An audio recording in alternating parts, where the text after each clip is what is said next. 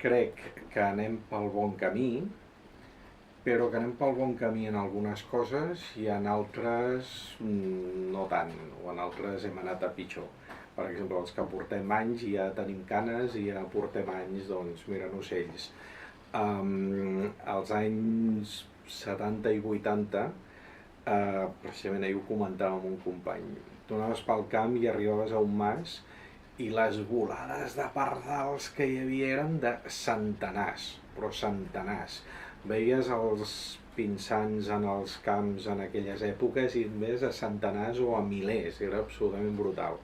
Ara veus molts pardals, veus molts pinsans, però és que estan veient un 10% del que jo recordo que veia quan jo era petit i quan jo era jovenet, no? I en aquest aspecte, amb els ocells comuns, amb els ocells més freqüents, tal com hem estructurat el camp, tal com hem estructurat el desenvolupament, etc., hem anat molt malament, els hem perjudicat moltíssim. Hi ha tota una sèrie d'espècies que fa anys hi havia moltíssimes i han cascat, però de manera exagerada, moltes d'elles espècies comunes. Vale? En canvi, hem anat millor a protegir espais doncs, on abans allò era un festival de caçadors que bitxo que volava, se'l carregaven i que era terrible.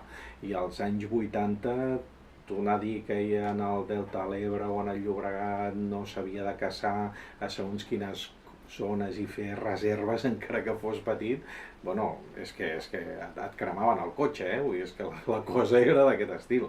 La lluita per salvar els aiguamolls, per exemple, també va ser brutal. Tota la gent que va viure allò doncs, ho sap perfectament. Per tant, en aquest aspecte hem anat a millor, en rapinyaires o espècies emblemàtiques que teníem amb comptagotes han millorat molt les seves poblacions, amb algunes excepcions, però per exemple trencalòs, que hi havia comptades parelles en el Pirineu, doncs ara una espècie respecte a aquelles èpoques molt més freqüent i molt més abundant, no? Llavors és curiós, amb les coses més específiques hem anat bé, però amb altres més les d'estructura jo crec que hem anat bastant malament.